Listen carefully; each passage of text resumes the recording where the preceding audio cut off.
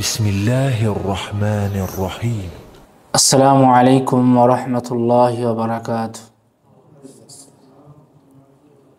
إن الحمد لله نحمده ونستعينه ونستغفره ونعوذ بالله من شرور أنفسنا ومن سيئات أعمالنا من يهده الله فلا مضل له ومن يضلله فلا هادي له وأشهد أن لا إله إلا الله وحده لا شريك له وأشهد أن محمدا عبده ورسوله أما بعد فإن خير الحديث كتاب الله وخير الهدي هدي محمد صلى الله عليه وسلم وشر الأمور محدثاتها وكل محدثة بدعة وكل بدعة ضلالة وكل ضلالة في النار.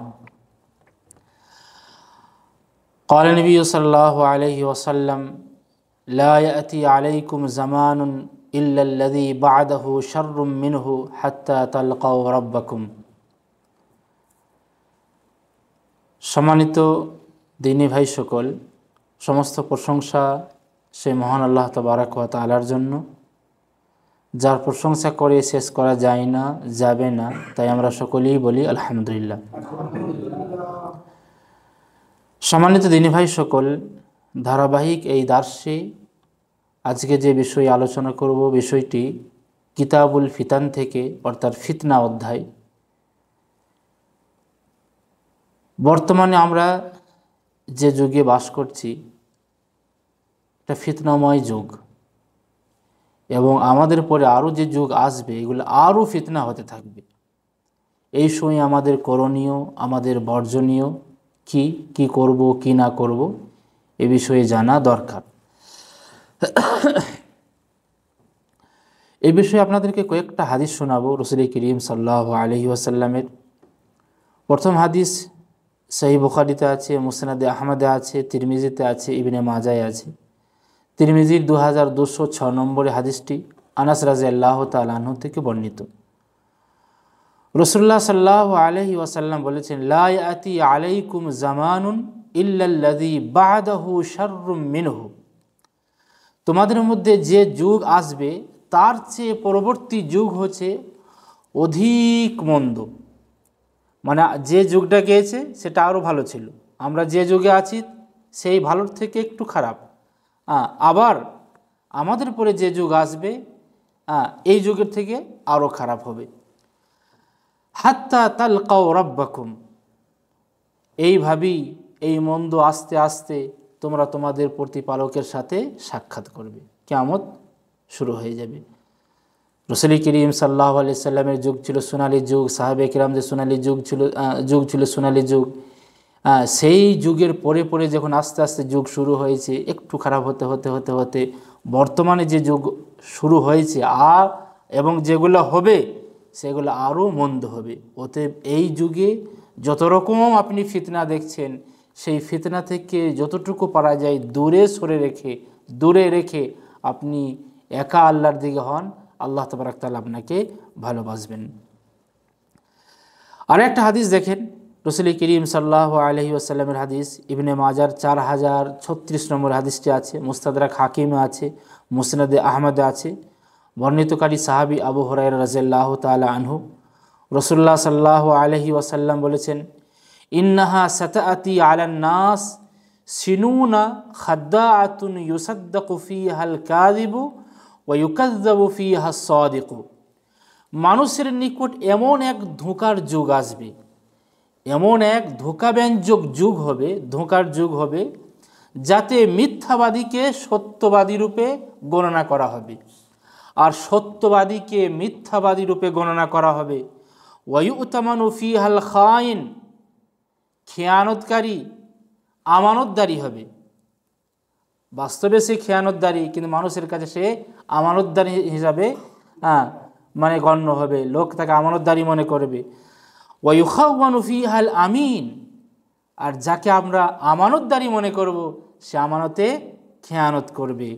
ওয়া ইয়ানতিকু ফিহার রুয়াইবিদা, আর সমাজে রুয়াইবিদা তারা কথা বলবে। এবার রুয়াইবিদা কে? কিলা ওমর রুয়াইবিদা, সাহাবে কেরামরা এই শব্দটা বুঝতে পারলেন না যে রুয়াইবিজা কি। তো সাহাবে কেরাম জিজ্ঞাসা করলেন, হ্যাঁ আল্লাহ রসুল, রুয়াইবিজা কে? قال السفيه يتكلم في أمر العامة, মূর্খ তুচ্ছ, এই মূর্খ লোক তুচ্ছ লোক জনসাধারণের ব্যাপারে কথা বলবে। সেম হাদিস আজকের যুগে ফিট হচ্ছে। মূর্খকে সমাজে শিক্ষিত হিসাবে পেশ করা হবে, শিক্ষিত হিসাবে গণনা করা হবে। শিক্ষিতরা সমাজে মূর্খের পরিচয় মতন লোকে জানবে এরা মূর্খ। খারাপ ভালো হবে, ভালো খারাপ হবে। ধর্ষক আর এক ধর্ষকের বিচার করবে, চোর আর এক চোরের বিচার করবে, ডাকাত আর এক ডাকাতের বিচার করবে। বর্তমান যুগে গ্রাম্য সালিশগুলো আপনারা দেখুন, গ্রাম্য সালিশে যার পার্টি, যারা রুলিং পার্টি তার জোর বেশি। এমন একজন বিচার করছে যে লেখাপড়া জানে না, সমাজে মূর্খ রূপে তার পরিচয় ছিল। সে নিজে ধর্ষক, সে আবার ধর্ষণের বিচার করছে। সে নিজে পরকীয়ায় জড়িত, সে আবার পরকীয়ার বিচার করছে। সে নিজে চোর বাটপার ছিল, সে আবার বাটপারেরই বিচার করছে, চোরের বিচার করছে। এটাই রাসূল করিম সাল্লাল্লাহু আলাইহি সাল্লাম বলেছেন, অধিকতর মন্দ যুগ আসবে, আস-সাফীহু ইয়াতাকাল্লামু ফি আমরিল আম্মা, সমাজে তারা বিচার করবে। এখন দেখুন গ্রামে বিচার হোক, কারা ছুটে আসবে? শিক্ষিতরা ছুটে আসবে না, গণ্যমান্য ব্যক্তিরা ছুটে আসবে না, ওই রোলিং পার্টির লোকেরা ছুটে চলে আসবে আর আপনার সালিসি করবে, আপনার বিচার করবে। তো এইরকম যুগ যখন আসবে, রাসূল করিম সাল্লাল্লাহু আলাইহি ওয়াসাল্লাম বলেছেন যে এবারে আস্তে আস্তে কিয়ামতের সুগরা কিন্তু শুরু হবে। তো এই যুগ বর্তমানে চলে এসেছে। আপনি ভারতে নেন, বাংলাদেশে নেন, রুলিং পার্টির লোকেরা আসে আপনার বিচার করবে। নিজে ধর্ষক, সে আবার ধর্ষণের বিচার করবে। নিজে চোর, সে চোরের বিচার করবে। সম্মানিত দিনী ভাই সকল, তো এই সময়ে যদি আমরা একটু লক্ষ্য করি, দেখবেন যারা মিথ্যাবাদী সমাজে তাদের নাম রয়েছে। সেই মিথ্যুককে সত্যবাদী হিসাবে গণনা করা হচ্ছে। যাকে আপনি আমানতদার ভাববেন, সে বাস্তবে খেয়ানতকারী। এগুলা রাসূল করিম সাল্লাল্লাহু আলাইহি সাল্লামের এই শব্দগুলা, এই বাক্যগুলা হুবহু বর্তমান যুগে মিলে যায়।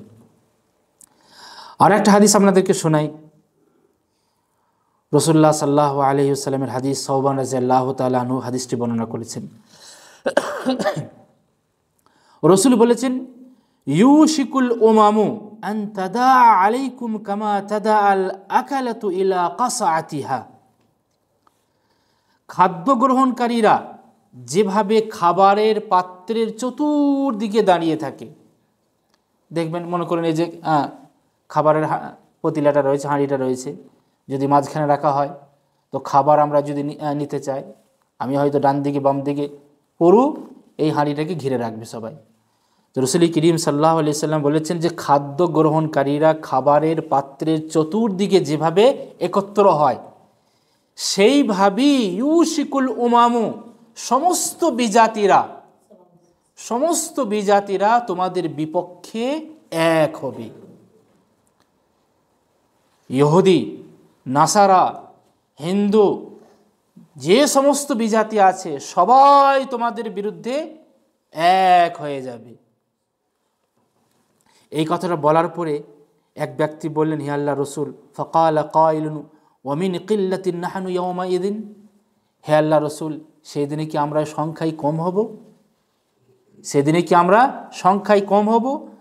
রাসূল করিম সাল্লাল্লাহু আলাইহি সাল্লাম বলেন, বাল আনতুম ইয়াওমাইদিন কাসীর, সেদিন তোমরা সংখ্যায় কম হবে না, সংখ্যাগরিষ্ঠ হবে, সংখ্যায় তোমরা বেশি থাকবে। বর্তমানে দেখেন ইহুদি নাসারা, তাদের আকীদা, তাদের মতাদর্শ একবার জমিন আসমান পার্থক্য। আমাদের মতাদর্শ, শিয়াদের মতাদর্শ যেভাবে জমিন আসমান পার্থক্য, তার থেকেও তাদের মতাদর্শ অনেক পার্থক্য। কিন্তু মুসলমানদের বিরুদ্ধে বিপক্ষে তারা এক প্ল্যাটফর্মে। হিন্দুদের সাথে ইহুদিদের অনেক মত পার্থক্য, কিন্তু মুসলমানদের বিপক্ষে তারা এক জায়গায়। তো সমস্ত বিজাতি রাসূল করিম সাল্লাল্লাহু আলাইহি সাল্লাম বলেছেন সব এক জায়গায় চলে আসবে মুসলমানদের বিপক্ষে। সেদিন আমরা সংখ্যায় কম হবে না, বর্তমানে আমরা সংখ্যায় কম নয়, ফিলিস্তিনে যে কর্মকাণ্ড হচ্ছে, গাজাতে যে হচ্ছে, সারা পৃথিবীর বুকে সংখ্যায় আমরা কম নয়, কিন্তু দেখেন হিন্দু এক, খ্রিস্টান এক, ইহুদি এক, সবাই তারা এক প্ল্যাটফর্মে চলে এসছে মুসলমানদের বিপক্ষে। রাসূলুল্লাহ সাল্লাল্লাহু আলাইহি সাল্লাম বললেন, সংখ্যায় তোমরা অনেক হবে, ওয়ালাকিন্নাকুম গুসাউন কা গুসাইস সাইলে, কিন্তু ওই সমুদ্রতে প্রবাহমান পানিতে যেভাবে খড়কুটা বয়ে যায়, আবর্জনা বয়ে যায়, তার কোনো মূল্য থাকে না, সেদিন তোমাদের কোনো মূল্যই থাকবে না। ওয়ালায়ানজিআন্নাল্লাহু মিন সুদুরি আদুউবিকুমাল মাহাব্বা মিনকুম, আর দুশমনদের অন্তরে, শত্রুদের অন্তরে তোমাদের জন্য যে ভয় ছিল সেই ভয়টাকে দূর করে দেবে। শত্রুদের মনে আর মুসলমানদের জন্য কোনো ভয় থাকবে না। এক যুগ ছিল যে যুগে মুসলমানদের নাম শুনলেই দুশমনরা কেঁপে উঠত, গায়ের মুসলমানরা কেঁপে উঠত। রসুল বলছেন যে এমন এক যুগ আসবে, সেই ভয়টাকে উঠিয়ে দেওয়া হবে।